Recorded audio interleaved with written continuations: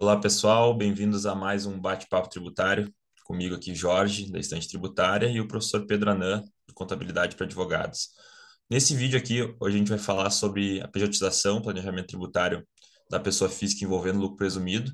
E o professor Pedro Anã vai poder trazer um pouco da experiência dele com esse planejamento, né? O professor trabalhou com isso, enfim, deve ter enfrentado casos como esse no CARF.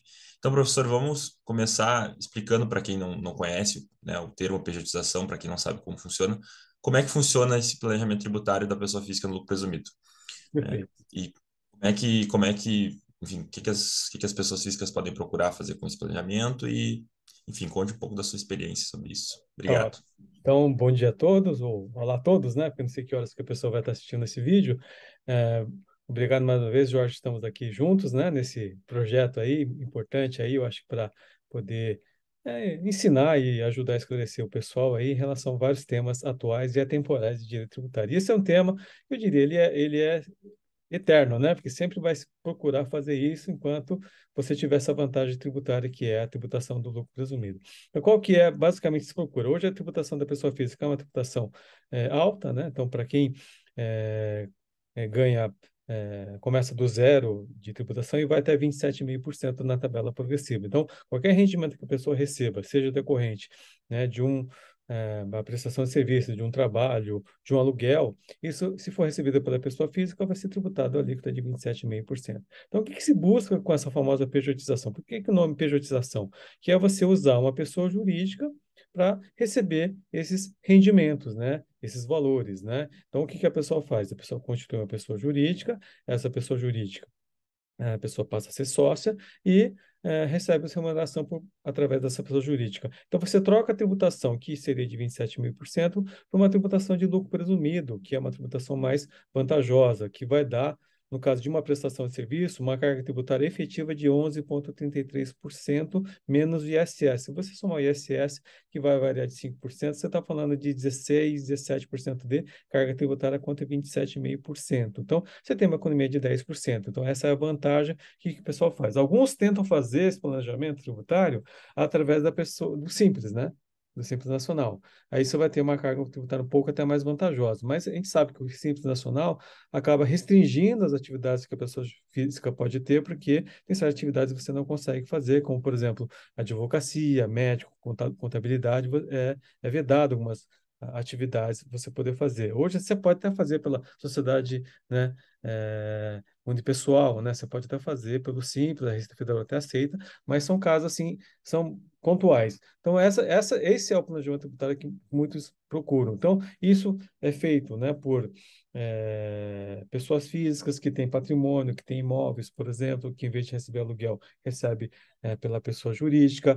Artistas, a gente tem casos de artistas, atores, celebridades aí, jogadores de futebol, jornalistas que também fazem isso, e executivos, né? Ou seja, funcionários de empresas que têm uma remuneração alta, acima do que seria até o limite de isenção de imposto de renda, que para eles acaba sendo interessante. E para a pessoa jurídica também é interessante, porque qual que é a vantagem para a pessoa jurídica? Você deixa de recolher encargos previdenciário e passa a pagar, né, o rendimento para uma pessoa jurídica. Então, basicamente, isso seria, né, o objetivo desse planejamento tributário, por isso que é chamada pejotização. Então, a Receita Federal colocou esse nome, né, pejotização, porque é você utilizar a pessoa jurídica para fazer essas operações.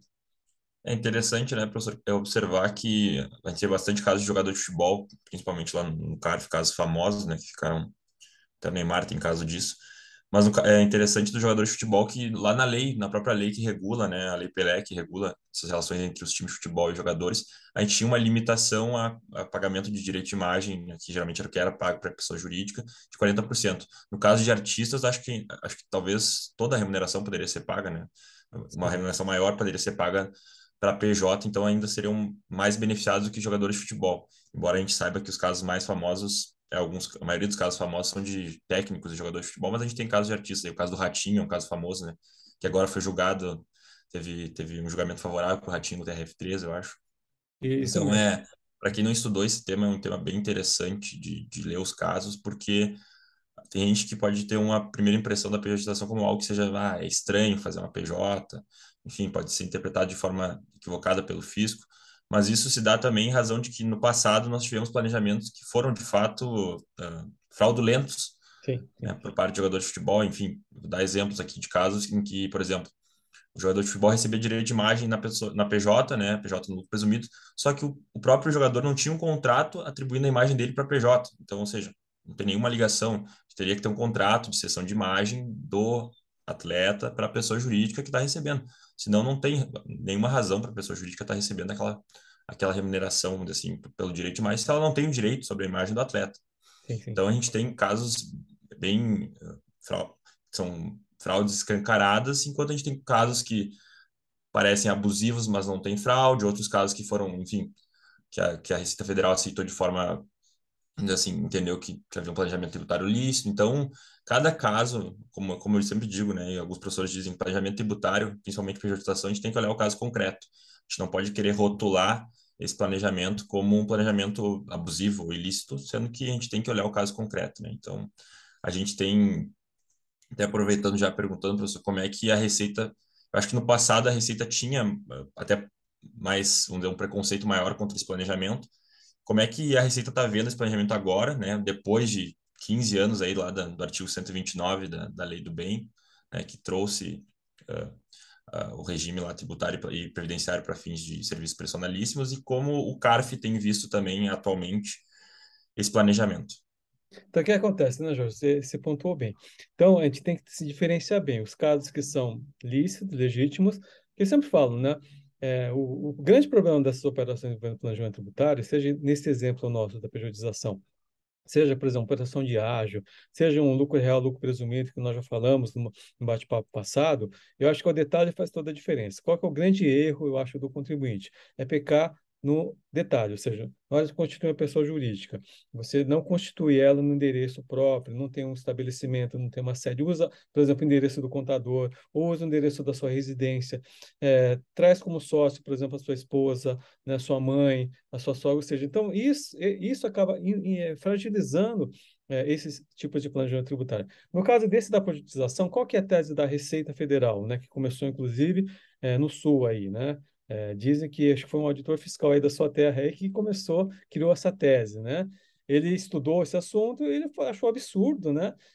Ele criou a tese seguinte: isso é um serviço personalíssimo, que faz certo sentido, né? Ou seja, quem está prestando serviço não é a CNPJ, mas sim, por exemplo, é o Ratinho. Então, quando o Ratinho está ali apresentando o programa dele, é ele que está fazendo o trabalho. Quando, por exemplo, um Tony Ramos está exercendo, né? Apesar que Tony Ramos nunca teve pessoa jurídica, ele é um caso de pessoa física, é muito conservador. Mas, por exemplo, se você pegar um William Bonner, né? Se você pegar, por exemplo, uma Renata Vasconcelos, pegar, por exemplo, uma Cristiana Oliveira, pegar, por exemplo, né, todos esses artistas, até o Faustão, o que eles são? Eles prestam serviço da pessoa jurídica. Então, eles criou essa tese do serviço personalíssimo. E com base nisso, é que a Receita Federal vinha atuando, né?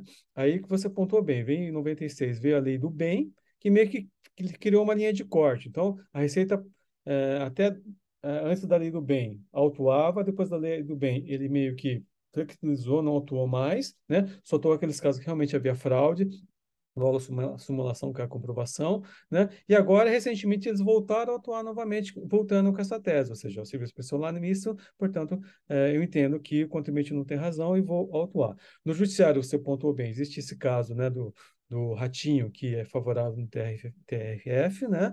Tem o caso do Ricardo Bochá, né, que infelizmente faleceu, mas ele teve insucesso na esfera administrativa, mas teve sucesso, inclusive, na STJ.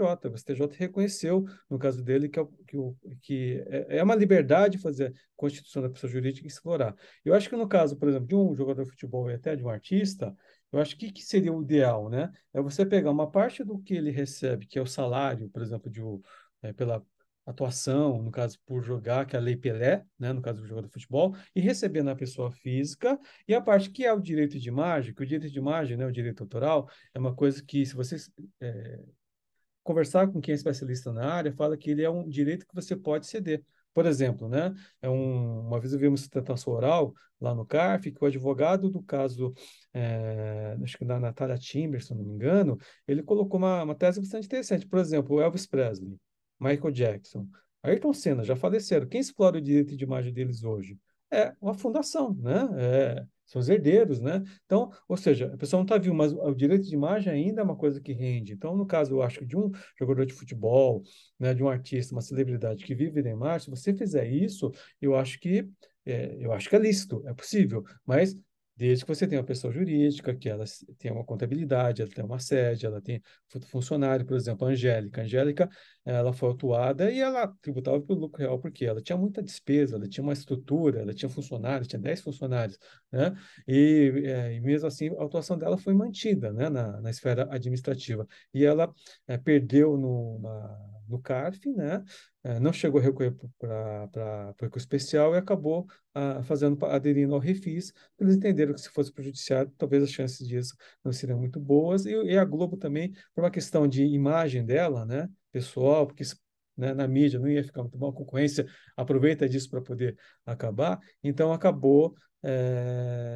Eles acabam desistindo de levar essa discussão para a esfera judicial, porque eu acho que se levasse, tem esse precedente agora do Ratinho e o precedente até do próprio Ricardo Boechat, eu acho que o judiciário tem um entendimento um pouco mais flexível do que o CARF. O CARF, infelizmente, né, que você perguntou, os precedentes não são muito favoráveis. Por quê?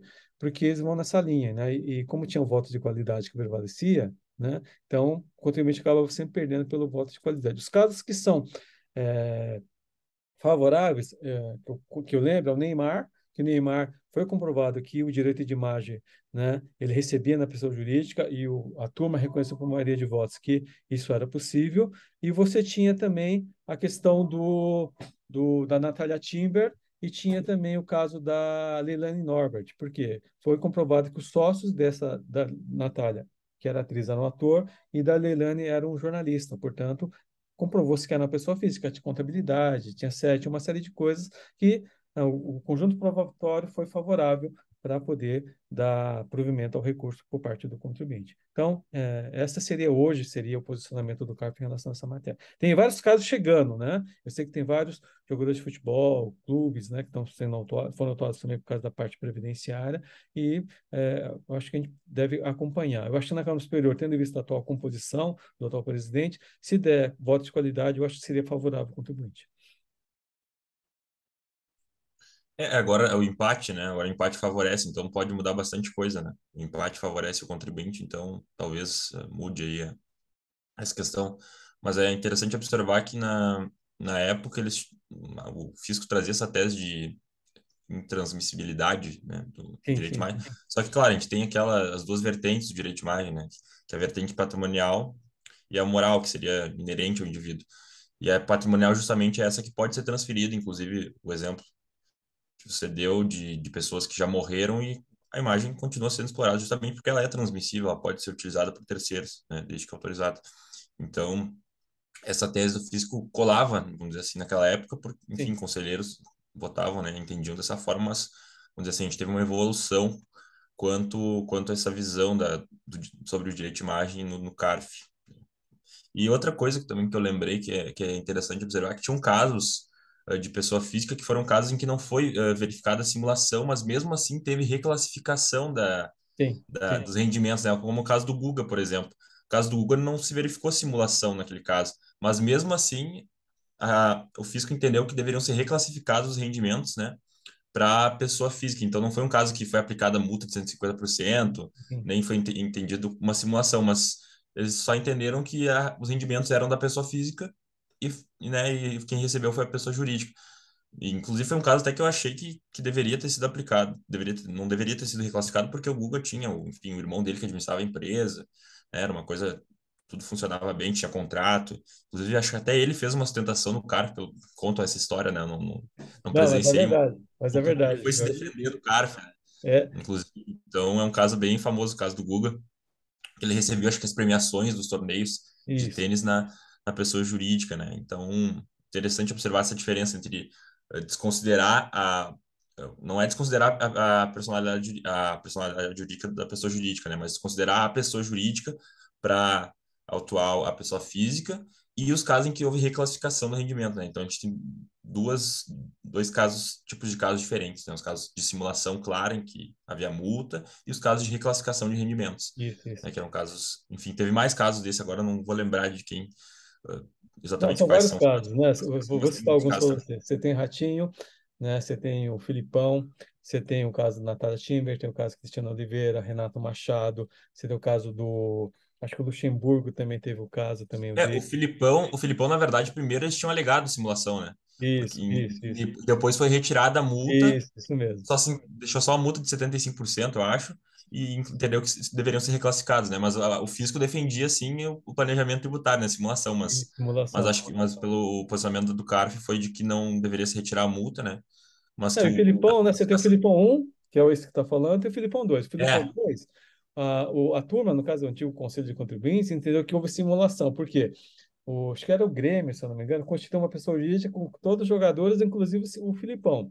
E por força desse detalhe, eles entenderam que eles participaram da fraude, né? Então, os jogadores participaram junto com o conluio. Grêmio, portanto, houve conluio, então aplicou a simulação. Mas a maioria dos casos julgados, né, foram para reduzir, desqualificar a multa, manter a multa, que eles falam que não há abuso, há uma simples reclassificação do rendimento, e aí vai, né, que nem o contribuinte quando alega, né, que houve a desconsideração da pessoa jurídica, porque não há autorização judicial para poder fazer isso, porque quando você tira da pessoa jurídica e transfere para a pessoa física, na verdade você está desconsiderando, né?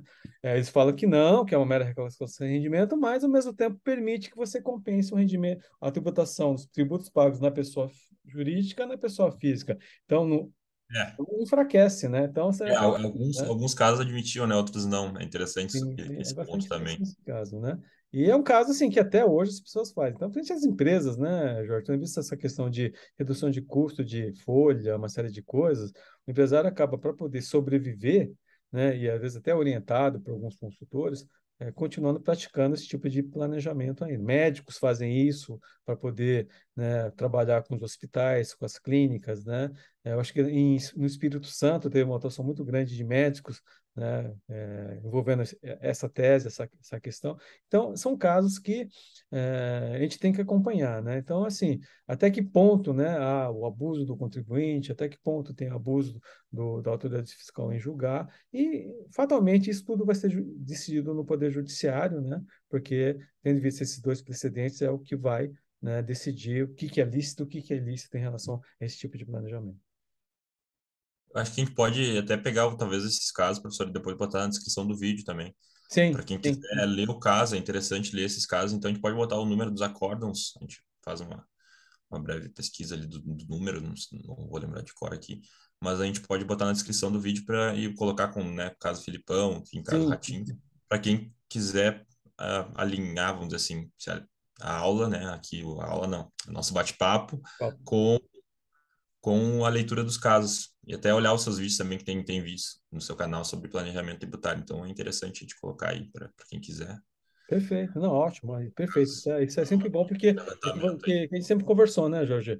A gente não pode pegar um caso e querer generalizar, tem que pegar cada caso. O caso do Ratinho eu acho que é muito interessante, porque você tem caso de multa, da transferência dele da Record para a SBT, você tem a questão do xaropinho, né, que eles falam que o xaropinho, né, ele trabalhava, não trabalhava para o Ratinho, então tem todas umas coisas. Então, para quem viveu, quem conhece, né, essa figura que é o Ratinho, né, vai começar a se identificar com o que acontece. E outros casos, o próprio Filipão. O Filipão ele foi assistir a sustentação oral, o julgamento dele no CARF, né?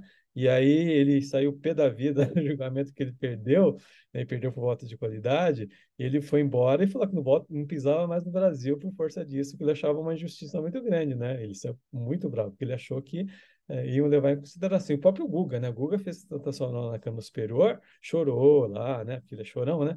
Chorou, tal. E mesmo assim, né, o próprio pessoal do fazendário falou, não, reconhecemos o serviço que você prestou ao Brasil, tal, mas infelizmente nesse caso nós não podemos dar provimento ao seu recurso, tal, tal, tal. E, assim, eu acho constrangedor, eu acho que o advogado, né, que tem que alertar, principalmente o Jorge, advogado, que é o nosso espectador, tem certas coisas que você não faz, né? Não leva o cliente para passar vergonha, né? Isso, em vez de ajudar, às vezes constrange quem está julgando, né? E também constrange o próprio cliente. Então, infelizmente, a gente vive numa sociedade aqui, nossa, que isso não faz diferença, né? Ainda mais de acordo com a pressão que as pessoas estão vivendo, uma série de coisas, eu acho que é melhor não fazer isso. Eu participei do julgamento quando estava no CARF daquele jornalista do Domingos Meirelles.